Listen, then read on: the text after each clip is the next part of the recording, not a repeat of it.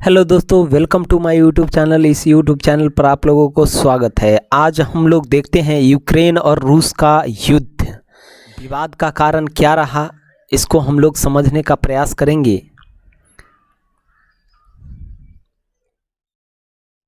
सबसे पहले देखेंगे यूक्रेन और रूस युद्ध का विवाद का कारण क्या रहा, युद्ध की शुरुआत कैसे होती है, यह विवाद आती कैसे है। सबसे पहला है, देखेंगे यूक्रेन का नाटो देश में सम्मिलित होने की घोषणा। सबसे ज़्यादा रूस को चिढ़ाने का काम किया तो वह जो है नाटो देश में शामिल होने के लिए उसने घोषणा कर दी। उसके बाद बताते चले आपको यूक्रेन और रूस के सीमा संबंध, दोनों को एक ही सीमा लगता है और कभी भी नहीं चाहती है रूस कि हमारे पड़ोसी देश यूक्रेन जो है नाटो देश में सम्मिलित हो।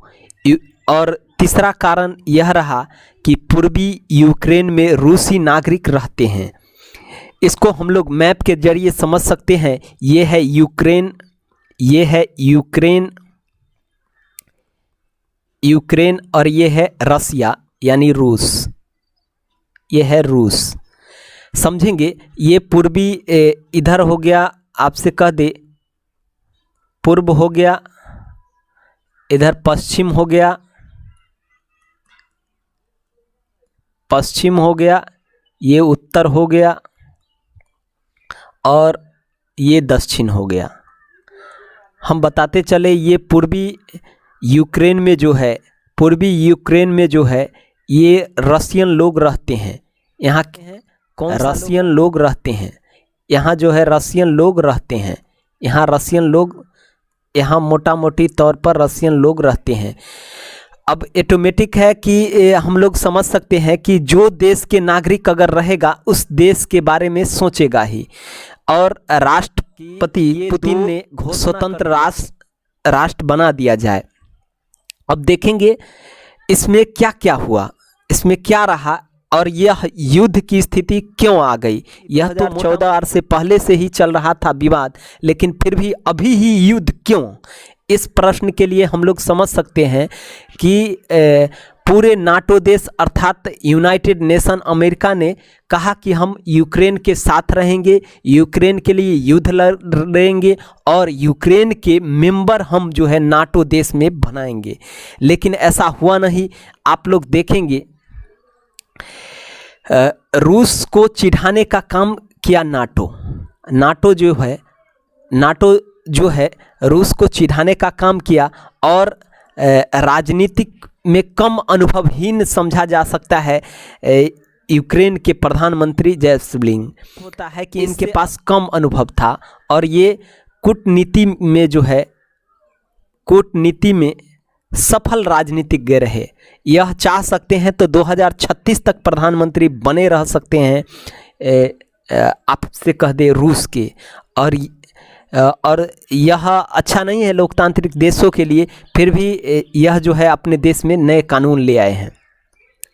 अब स्थिति होती है कि अब भारत क्या करे, भारत को क्या करना चाहिए और क्या नहीं करना चाहिए, बहुत बड़ा प्रश्न है। दो देशों के बीच युद्ध चल रहा है, इससे भारत को क्या नुकसान हो सकता है, क्या फ़ायदे हो सकता है। अब बता दें आपको सबसे पहले कि भारत को क्या नुकसान होगा।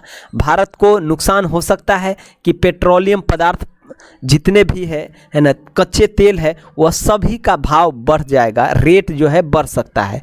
आपको कि पेट्रोल हो गया, डीजल हो गया, ये सब की रेट जल्दी ही आपसे कह दे कि मोटा मोटी तौर पर देखा जाए तो 15 मार्च से बढ़ना चालू हो जाएगा भारत में भी।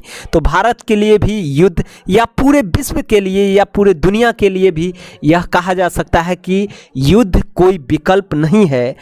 युद्ध में हमेशा दो देशों या दोनों पक्षों को हानि ही होता है, लेकिन मजबूरन चिढ़ने के कारण रूस ने युद्ध करना चालू कर दिया। अब भारत इसमें क्या करे? देखिए, भारत के लिए दो क्वेश्चन आता है, भारत यूक्रेन के साथ जाए या भारत जो है यूक्रेन के साथ क्यों नहीं जाए, क्यों साथ नहीं दे, ये भी विकल्प है। तो एक एक प्रश्न को हम लोग बारीकी से समझते हैं।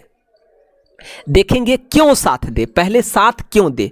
भारत लोकतांत्रिक देश होने के नाते यूक्रेन को साथ दे सकता है, क्योंकि भारत जो है चीन से लगा हुआ देश है और चीन के बगल में छोटे छोटे ताइवान देश है और हमारा मुद्दा भी जम्मू कश्मीर जो है विवादित अस्पद आ रहा है, इसीलिए भारत को इसके साथ देना चाहिए।